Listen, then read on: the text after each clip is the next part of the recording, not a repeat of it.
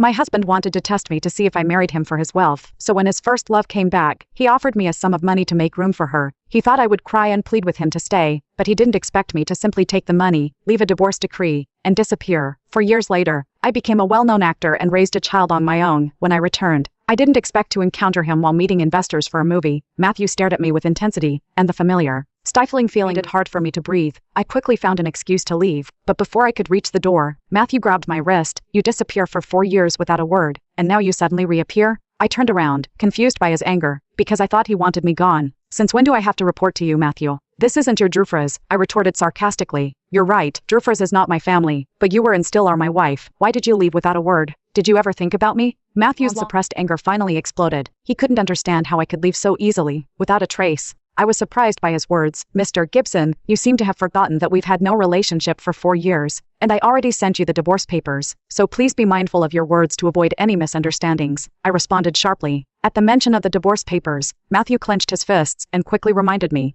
I'm sorry to tell you this, but I never signed those documents. You are still my wife. I widened my eyes in shock. I thought he would be eager to finalize the divorce and move on with the person he truly cared about. With or without a signature, it's time to end this, I said coldly, breaking free from his grasp. I put on my sunglasses and mask to hide my appearance, then I glanced at Matthew and asked, Mr. Gibson, can I leave now? You want a divorce? Not happening, Matthew sneered, surprised at my insistence on formalizing the divorce rather than reconciling him. My face became rigid. What do you want, Matthew? There's no love between us. If you don't end this peacefully, I'll take legal action. Do you really think you can win a divorce? Matthew asked. I fell silent, given my circumstances. Disclosing my marital issues or hiring a lawyer seemed impossible. I fumed inwardly. This man is unbelievable. Refusing to waste any more words, I pushed Matthew aside. Caught off guard, he stumbled back, watching me leave. Each step I seemed to make his expression grow darker. From the moment I saw Matthew, my mood had been ruined, and unease lingered into the evening. After a few restless hours, my agent Melanie woke me at dawn. I got ready quickly and left the hotel, only to find Henri, Matthew's assistant, waiting at the entrance.